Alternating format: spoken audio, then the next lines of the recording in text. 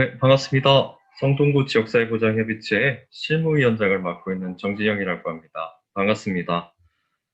예, 저희가 오늘 원래 동보장 아카데미를 저희가 진행을 하려고 했었습니다. 근데 보시다시피 지금 코로나 상황이 너무 안 좋은 관계로 어, 원래는 주민센터를 제가 방문을 해서 위원분들과 만나서 동부장 협의체에 관련된 지역사회보장 협의체에 관련된 교육을 진행해야 되는데 상황이 상황인 만큼 좀 영상으로 진행이 되었습니다.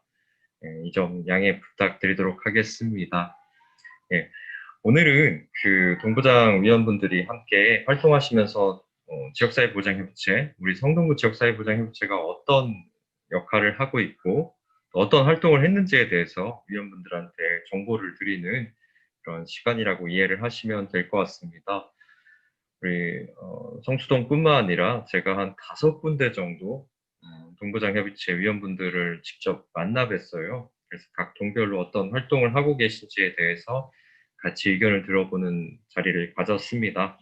그럼 이제 지금부터 제가 준비한 PT를 보면서 위원님들과 이야기를 나누도록 하겠습니다.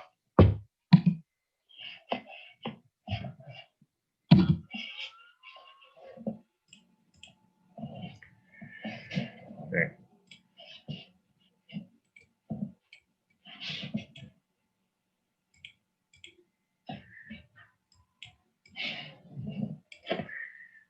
네, 저는 지역사회보장협의체 실무위원장을 맡고 있기도 하지만은 또 성동장애인 종합복지관, 나정동에 있는 성동장애인 종합복지관에서 또 기획관리팀 부장을 맡고 있습니다. 성동구에서 근무한 지는 16년 정도 됐고요. 나름대로는 제2의 고향이라고 생각하면서 저희 복지관을 다니고 있습니다. 네, 오늘 제가 위원님들한테 드릴 말씀은요. 아까 말씀드린 것처럼 성동구에 있는 지역사회보장협의체에 대해서 구성이나 계획이나 방향에 대해서 위원님들과 같이 의견을 나누려는 자리를 가지려고 합니다. 먼저 복지 환경은 많이 변하고 있습니다. 아시겠지만은 또 우리 지역사회보장협의체도 어떤 법적 근거가 있는 곳입니다. 2005년에 사회복지사업법에 의해서 생겼고 2015년에 지역사회복지협의체에서 지역사회보장협의체라고 보장이라는 용어가 좀 바뀌기 시작했습니다.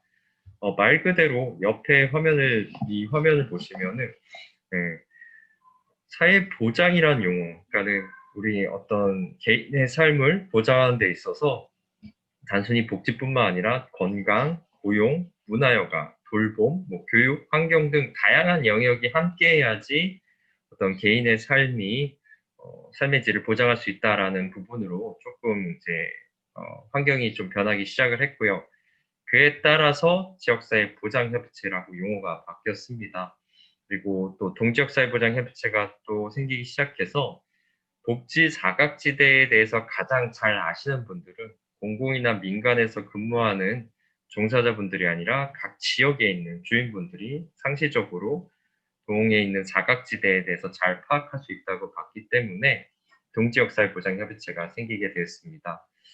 먼저 그럼 우리나라의 어떤 사회 보장에 대해서 잠깐 먼저 언급을 해드리도록 하겠습니다. 언론에서 보신 것처럼 인구는 고령화되고 있고 경제는 좀 저성장 경제에 의해서 소득 양극화가 심화되고 있고 또 4차 산업혁명이라 그래서 어쨌든 기계나 AI들이 등장함에 따라서 고용의 불안정성이 증대되고 있습니다. 이런 어떤 사회보장의 포괄성이나 보편성에 대한 요구가 증대가 되고 있고 이거를 포용할 수 있는 단어로 우리나라에서는 포용적 사회보장 체계를 구축하겠다라고 중앙정부에서 어떤 기본 계획을 세웠습니다. 이에 발맞춰서 우리 서울시 자치구에서도 서울시정 4개년 계획이라는 걸 세우는데 여기서도 복지서울, 미래서울, 안전, 민주, 균형에서 뭔가 이런 포용이라는 단어를 포괄할 수 있는 쪽으로 정책을 짜기 시작했고요.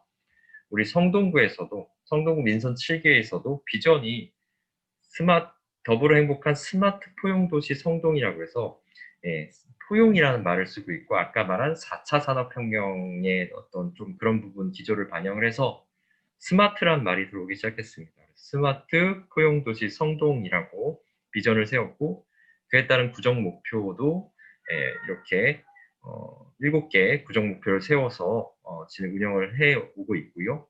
그다음 이와 더불어서 우리 지역사회 보장 협의체에서도 네,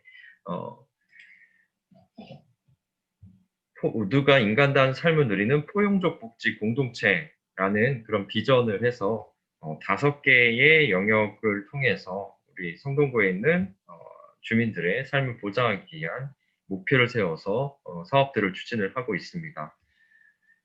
먼저 지역사회 보장 협의체는 법적 근거가 있는 기구입니다. 사회보장급여법의 41조에 의거해서 운영이 되고 있고요. 우리 성동구도 또 조례에도 우리 지역사회 보장 협의체에 대한 부분이 반영이 되어 있습니다.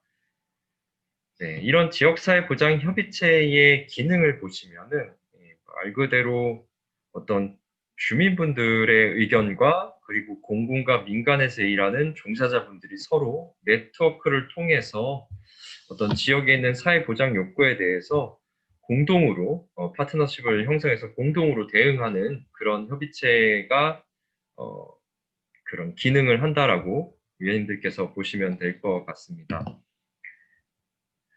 네, 그래서 지역사회 보장협의체에서는 사회보장 10대 영역이 있는데요. 돌봄 아동, 돌봄 성인, 보호안전, 건강교육, 고용, 주거, 문화예가, 환경 등 이렇게 10개의 각각의 영역에서 보장의 키워드를 저희가 선정을 해서 이거에 맞춰서 자치구가 운영이 되고 있다고 보시면 될 것 같고요. 이 10대 영역별 비전은 모든 자치구에서 동일하게 제시되는 비전이라고 위원들이 이해하시면 될 것 같습니다.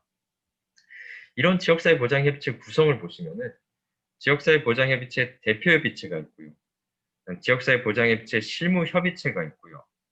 그다음에 실무 분과가 있고 그리고 읍명동협의체 이렇게 4개의 각각 분과 및 협의체로 구성이 돼 있다고 보시면 될 것 같습니다. 그래서 우리 성동구 지역사회 보장협의체를 보시면은 아까 제가 조금 전에 말씀드린 성동구 지역사회 보장 계획이 2019년부터 2022년까지예요. 그리고 이 계획에 맞춰서 각각의 사업들은 진행이 되고 있다라고 위원님들이 보시면 될 것 같고 현재 8기로 인해서 운영이 되고 있는데 코로나로 인해서 구성이 좀 늦게 됐습니다. 원래는 2020년 4월에 구성이 돼야 되는데 코로나 때문에 회의 자체가 모이지를 못해서 대표협의체는 2020년 5월에 구성이 됐고 실무협의체는 7월, 본부장협의체는 10월에 구성되었습니다. 그래서 대표협의체 같은 경우에는 위원장님이 정원호 성동구청장님과 박을종 성수종합사회복지관 관장님이 공동위원장님으로 맡고 계시고 약 30여 명의 공공민간 부분 기관 대표분들이 모여서 구성된 단체입니다. 실무협의체도 28명 정도가 성동구에 있는 공익단체의 실무자분들이 구성이 되어 있는 게 실무협의체고 제가 실무위원장을 맡고 있습니다.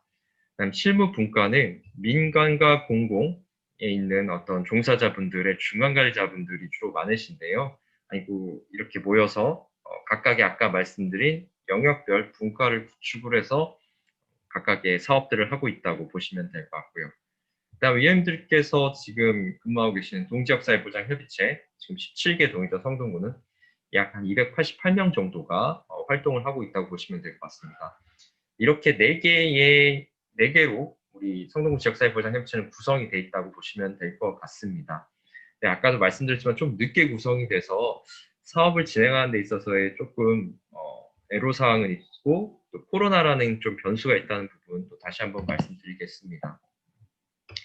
그래서 참여 기간을 잠깐 말씀드릴게요. 여기 다 담지 못했는데 사회복지 분야를 먼저 보시면은 사회복지관이나 노인복지관, 그다음 장애인복지관들이 있고 푸드뱅크나 청소년복지 상담복지센터, 문화의 집, 뭐 보호작업장, 노인복지센터, 자활센터, 뭐 농아인협회, 자원봉사센터 등 여러분들이 한번 들어봤을 법한 기관들이 소속이 돼 있고요. 보건의료 분야 같은 경우에는 서울시장의 치과병원이나 보건소 약사의사의 뭐 한양대학교 병원들이 함께 하고 있고요. 문화체육 분야 같은 경우에는 도서관이나 재단, 체육회, 육아교육은 지역아동센터나 성동강진교육지원철, 이든아이빌 등 이렇게 다양한 민간 기관들이 함께 협의체에 참여를 하고 있다고 위원들이 보시면 될 것 같습니다. 올해 2020년 방향에 대해서 말씀드릴게요. 저희도 전략 목표가 모두가 행복한 스마트 포용복지 실현입니다. 예, 아까 우리 구가 더불어 행복한 스마트 포용도시잖아요. 그러니까 이거의 어떤 그런 비전을 저희 협의체에서 조금 반영을 해서 전략 목표를 세웠고요. 전략 목표를 3개로 봤는데 대상별, 계층별 맞춤형 복지 실현, 사각지대 없는 안심 돌봄 체계 구축, 적정 기술을 연계한 스마트 복지 체계 구축 이렇게 3개의 전략 목표를 잡았고요. 첫 번째 이제 대상별, 계층별에서는 우리 구 같은 경우에는 아동 친화 도시이기도 하고 여성 친화 도시이기도 합니다. 그리고 또 올해 11월에 노인 친화 도시로 또 선포가 됐거든요. 이런 어떤 대상이나 계층에 대해서 맞춤형으로 복지를 제공하겠다라는 부분을 전략 목표로 삼았고, 그다음 두 번째는 사각지대 없는 안심 돌봄체계 구축해서 그다음에 어떤 주민이 안심할 수 있는 돌봄체계 구축해서 우리 구는 지금 돌봄에 대해서도 관심이 높은 자치구 중에 하나거든요. 네, 그런 부분들에 대한 사업을 진행을 하는 걸 목표로 잡았고, 마지막으로 스마트 복지체계 구축인데요. 네, 뭐 이런 용어는 스마트란 용어나 AI에 대해서는 위원님들께서도 언론에서 많이 보셨을 거예요. 네, 그래서 지금 올해 같은 경우에 저희 성동구에서는 IoT 장애인 전용 주차 구역해서 실제로 장애인 주차 구역에 비장애인 차량이 주차하면 과태료가 부과가 되거든요. 근데 이런 경우에 있어서 조금 다툼의 사례가 많다고 합니다. 그러니까 누가 신고를 해서 과태료가 부과될 경우에 비장애인 차량 차주께서 조금 감정이 서운해서 그런 부분에 있어서 되게 다툼이 심했는데, 이 시스템을 도입을 해서 비장애인 차량이 장애인 전용 주차구역에 주차를 하면 안내 계도 방송이 나옵니다.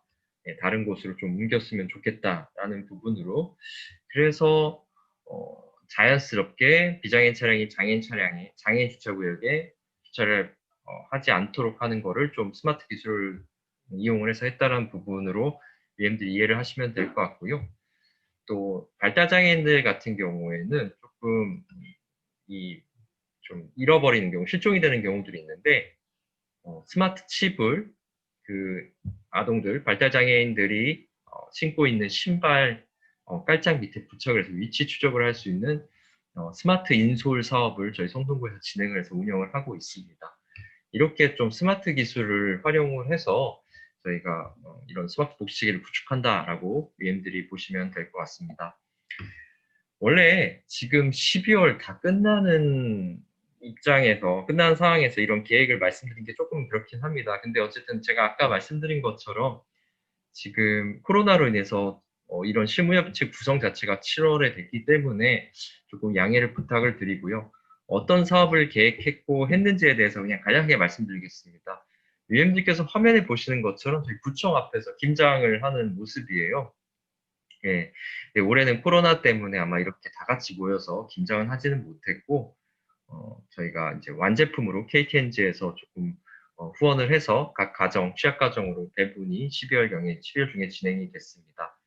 그 외에도 뭐 사회복지의 날이라든지 뭐 다양한 회의, 워크숍 등이 진행이 됐어야 했으나 조금 진행이 조금 어려웠다라는 부분 좀 말씀드리도록 하겠습니다. 네. 그 다음 취약계층 강화해서 저희가 복지 사각지대 발굴 캠페인 해서 아마 이거는 위원님들께서도 조금 동주민센터랑 같이 좀 활동을 하셨을 것 같고요. 그 다음 1인 가구 지원 사업, 그 다음에 지역 역량 강화, 지역 주민 정보 지원해서 포용복지 박람회, 성동복지 학당 같은 것들을 저희가 올해 진행을 했어요. 그래서 포용복지 박람회 같은 경우에는 저희 온라인으로 11월 초에 진행이 됐었고요.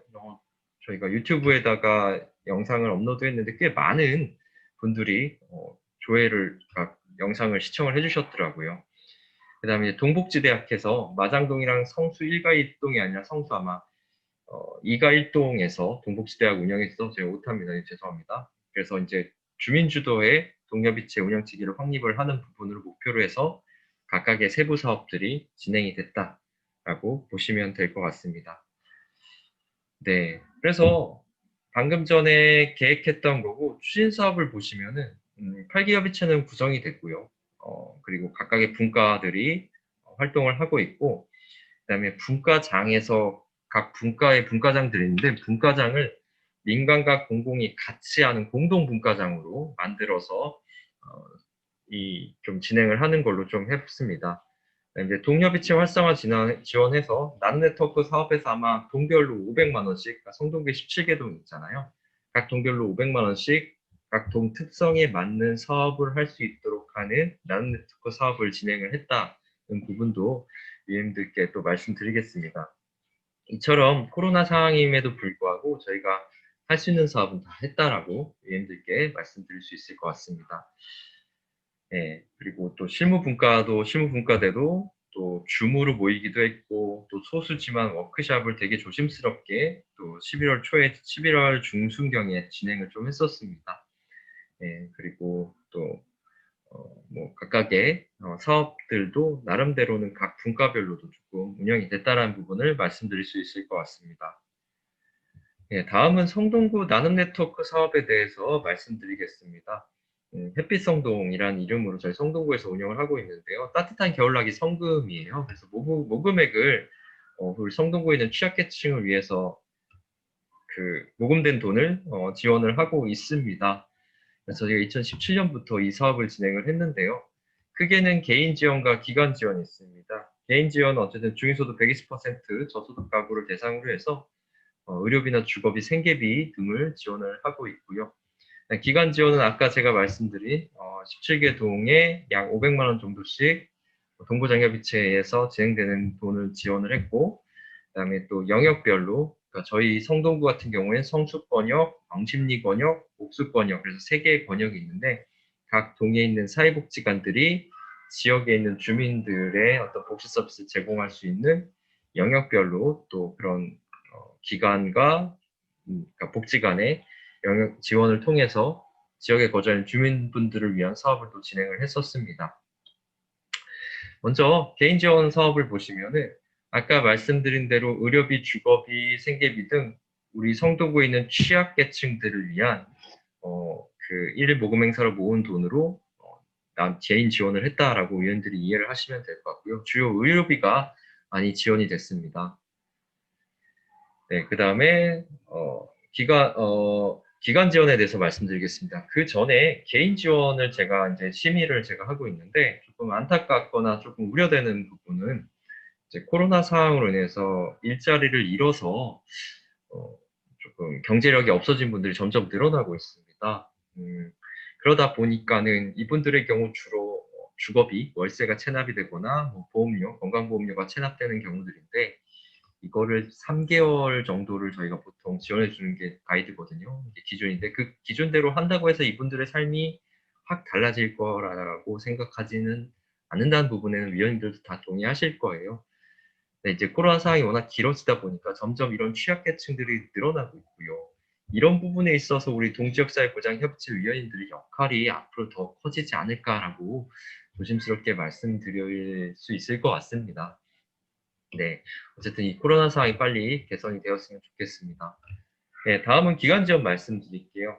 제가 동지역사회보장협의체 17개 동에 지원이 됐는데 우리 성수리가 1동 같은 경우에는 사각지대 발굴과 복지안전망 구축, 이웃을 보살피는 우리는 좋은 이웃이라는 이름으로 주로 이웃사촌 만들기나 1인 가구 밑반찬 지원 사업을 했어요.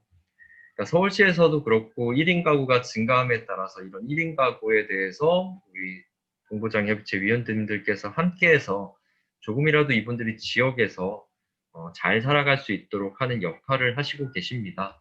네, 다른 동도 한번 살펴보도록 하겠습니다. 행당 1동 같은 경우도 비슷합니다. 이웃사촌 만들기 사업에서 1대1로 결연 가구를 해서 가정 방문을 해서 계속적으로 안부 확인을 하는, 그리고 이 행당일동 같은 경우에는 홈클린 사업에서 저소득 어르신 30가구를 대상으로 어떤 청소를 좀 진행하는 사업을 했네요. 청소용품 지원. 그다음 이제 어르신 용모 단정 사업도 있고 희망 보따리 전달 사업에서 주로 취약계층들에 대해서 어떤 한파나 폭염을 대비한 맞춤형 후원 물품, 그다음 미용실 목욕탕 연계한 쿠폰, 그다음에 뭐 이런 식으로 하는 사업들을 행당일동을 진행을 했고요. 용답동 같은 경우도 독거노인 및 청장년 1인 가구 취약계층 지원 사업이라고 해서 정강 가득, 공강 가득이라는 사업을 진행했습니다. 여기도 이웃사촌 만들기 사업했고, 그다음에 착한 반찬 통해서 용답동에 있는 재래시장과 함께 취약계층 반찬을 후원을 해서 같이 연계를 하는 활동을 진행을 했고, 그다음에 용답동이 이제 재개발이 들어가잖아요. 그래서 재개발 특성상 열악한 주거에 있는 독거장애인이나 노인들을 위한 주거환경 개선 사업을 진행을 했습니다. 네, 다음은 금호 일가동인데요. 금호 일가동 같은 경우도 금호 애찬해서 홀몸 어르신과 중장년 1인 가구를 대상으로 계절별 특별식과 반차를 만들어가는 사업, 그다음 찾아가는 복지상담소, 복지사학시대 발굴 캠페인 등을 진행을 했습니다. 왕십리 이동 같은 경우도 똑같이 이웃사촌 만들기, 그 다음에 어르신과 함께하는 행복한 나눔 시간, 여기도 독거노인 중 정서적 지지가 필요한 대상으로 나눔 시간을 마련했다는 부분이고요. 그다음 1인 가구 훈훈한 명절 보내기, 방과 후 공부방 지원 사업 등을 왕십리 이동에서 지원을 했습니다. 이렇게 보시는 것처럼 각 동에서 거의 공통적인 부분은 1인 가구들을 위한 정서적 지원이나 경제적 지원을 꾸준히 해오신다는 걸 알 수가 있고, 또 단순히 물품만 지원하는 게 아니라 이웃사촌을 만들어서 지역에 있는 주민분들이 같이 함께 서로 돌보고 보듬는 그런 식의 사업들을 주로 각 동에서 진행됐다고 보시면 될 것 같습니다. 그래서 2021년에 우리 성동구 지역사회보장협의체 방향을 말씀드리면 지역과 함께하는 포용적 복지 실현입니다. 근데 이제 솔직히 위원님들도 다 공감하실 거예요. 지금 코로나라는 상황이 이 사업대로 하는 데 있어서 조금 제한적인 부분이 있는데 이제는 저희가 거의 1년 가까이 이 상황을 겪고 있기 때문에 여기에 맞춰서 저희가 좀 발빠르게 대응을 해야 된다라는 부분이 있을 것 같고요. 그래서 이제는 뭐 비대면으로 하는 부분이라든지 어떤 방역 지침을 철저히 준수해서 그래도 사람이 사람 간 소통을 하는 부분에 있어서는 비대면보다는 대면이 훨씬 더 조금 더 효과적인 부분이잖아요. 그런 부분에 있어서 조금 더 고민스러운 부분이 많이 생기는 것 같고요. 그리고 이 과정에 있어서 주민분들뿐만 아니라 공공기관 그리고 또 민간 복지 다양한 문화여가 기관들이 함께해서 조금 더 큰 효과를 낼 수 있도록 하는 게 우리 협의체의 앞으로의 방향이지 않을까 싶습니다. 그리고 아까 제가 조금 전에 말씀드린 것처럼 코로나로 인해서 또 직장을 잃는 사례들이 발생하고 있어서 이런 분들을 또 어떻게 보듬을 수 있을까에 대해서 협의체에서도 고민을 좀 더 많이 해야 되지 않을까 싶습니다. 예, 동료협의체 관련된 방향에 대해서 말씀드릴게요. 저희가 실무협의체나 실무분과나 대표협의체 방향들이 있지만 오늘은 동부장 아카데미이기 때문에 동북지 아카데미이기 때문에 동료협의체 운영에 대해서 먼저 말씀드리면 그래서 회의는 6회 이상 하는 걸 목표로 했는데 그걸로 한다지만 지금 코로나 때문에 이것도 조금 조심스러운 부분이 있습니다. 어쨌든 그럼에도 불구하고 어떻게든 위원님들과 서로 비대면이건 대면이건 좀 같이 모일 수 있는 그런 장을 꾸준히 마련해야 된다라고 생각을 해요. 네, 그리고 동료협의체 회의는 매월 1회 진행되고 있죠. 그다음 동료협의체 워크숍이 있는데 이렇게 우선 진행이 되고 있고요. 제가 그래서 조금 동부장협의체 위원님들의 역할을 좀 말씀드리고 싶은데 코로나19로 인해서 어쨌든 실직으로 인한 경제가 악화되고 있고 또 장애인 가정이나 어르신 가정 같은 경우에는 정서적 외로움이 증대되고 있습니다. 외부 활동이 제한되기 때문에 자연스럽게 사각지대 이웃은 증대하고 있을 거고요. 여기서 아까도 강조해서 말씀드렸지만 동부장협의체 위원분들의 역할이 확대된다고 볼 수 있고요. 그 역할을 혼자서 하시기엔 좀 어려움이 있다면 지역에 소속된 협의체에 아까 말씀드린 민간기관들과 같이 함께 해보면 연대를 해보면 어떨까라고 좀 제안을 드리고 싶습니다. 네. 동지역사회보장협의체나 지역사회 내에 또 위원님들께서 대다수가 지역에 워낙 오래 활동을 하셨기 때문에 지역에 있는 민간 복지기관들에 대해서는 잘 알고 계실 거예요. 나아가서 동주민센터도 이제는 적극적으로 이런 부분들에 대해서 참여를 하고 있기 때문에 같이 연대를 한다면 조금 더 이런 사각지대에 있는 취약계층들에 대한 모니터링이 이루어질 수 있지 않을까라고 생각을 합니다. 그래서 아까 동부장협의체 민간기관과 협업을 한 그런 동을 한번 예를 들어볼게요. 성동구 남네트워크 사업으로 성실과 이동 같은 경우에는 복지사학생 1인 가구 지원을 위한 이웃사랑 살핌이라는 사업을 했는데 여기 보시면은 같이 연계한 게 제가 빨간색으로 표시를 했는데 주민자치회나 성동노인종합복지관과 연계를 협력을 했고 네트워크 간담회에서 성수복지관이나 성동구 치매안심센터 등 각각의 민간기관들도 같이 함께 네트워킹을 통해서 사각지대에 계신 이용자분들을 위한 조금 협업 사업을 진행을 했습니다. 그래서 이거에 대한 평가는 제가 아직은 들어보지는 못했지만 그래도 본부장 협의체 위원님들이 하는 것도 물론 되게 성실하고 훌륭하게 잘 수행하고 계시지만 조금 더 함께 한다면 더 많은 분들한테 더 알차고 좀 더 의미 있게 또 접근할 수 있지 않을까라고 좀 생각이 들어서 앞으로 이런 식으로 좀 협업이나 연대를 하면 어떨까라고 좀 제안을 드리고 싶고요.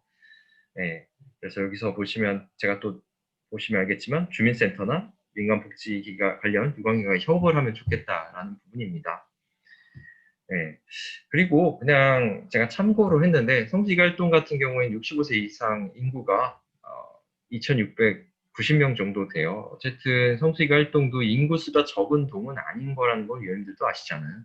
그래서 이런 데이터들도 활용을 해서 좀 앞으로 사업을 하는 데 있어서 조금 참고를 하시면 좋지 않을까 해서 넣어봤고요. 복지 대상자 같은 경우도 성수기가 활동이 적은 동은 아닙니다. 1,700명이면은 성동구 17개 동을 봤을 때 적은 동은 아니거든요. 그래서 이런 부분들을 같이 반영을 해서 조금 더 앞으로 동부장 협의체 활동을 하시는데 조금 반영을 하시면 좋지 않을까 해서 좀 넣어봤습니다. 도미노 효과라는 게 있다고 합니다. 그 최소의 노력으로 최대의 결과를 나타내는 이론인데요. 한 개의 도미노는 자기보다 1.5배 큰 것을 넘어뜨릴 수 있는 힘이 있다고 합니다. 그래서 5cm의 도미노를 넘어뜨리면 57번째 도미노는 달까지 갈 수 있는 높이의 도미노를 쓰러뜨릴 수 있대요. 그러니까 제가 보기에는 동지역사회보장협의체 위원님들께서 첫 번째 도미노를 만든 역할을 하시는 게 중요하고 그리고 그 도미노를 쓰러뜨려서 두 번째 도미노를 넘어뜨릴 수만 있다면 그 파급력은 굉장히 클 거라고 생각을 합니다. 그러니까는 첫 번째 도미노를 만드는 것도 중요하지만 두 번째 도미노를 쓰러뜨리기 위한 그 첫 번째 도미노를 넘어뜨리기 위한 힘도 되게 중요하죠. 그래야지 지속적으로 우리 취약계층들을 위한 사업들이 이루어질 수 있는 거잖아요. 그래서 위원님들께서 그 첫 번째 도미노를 세우거나 넘어뜨리는 힘이 좀 버거우시다면 같이 함께 연대해서 우리 성동구에 있는 취약계층들을 위해서 함께 같이 애써보면 어떨까라고 좀 제언을 드리고 싶고요. 이런 부분을 하는 데 있어서 우리 아까 말씀드린 대표협의체, 실무협의체, 실무분과에도 역할에 대해서 자문을 조금 더 주신다면 더 의미 있게 우리 성동구 지역사회 보장협의체가 최고의 협의체가 될 수 있지 않을까라고 마무리를 해보려고 합니다. 네, 저희 스마트폰 도시라는 슬로건에 맞게 참여와 협력, 소통하는 지역사회 보장 협의체가 될 수 있도록 하겠습니다. 네, 여기까지 우선 제가 준비한 PT 영상이고요. 그리고 제가 준비한 교육 내용입니다. 어쨌든 또 남은 한 해 잘 마무리하시고요. 또 요즘 시기에는 또 코로나로 인한 건강도 잘 챙기셔야 될 것 같습니다. 내년에는 이렇게 영상이 아닌 실제로 주민분들을 만나서 한번 주민분들의 좀 의견도 좀 들어볼 수 있는 장이 마련됐으면 좋겠고요. 네, 미리 말씀드리면 새해 복 많이 받으시고 이상 오늘 제가 준비한 교육은 마치도록 하겠습니다. 감사합니다.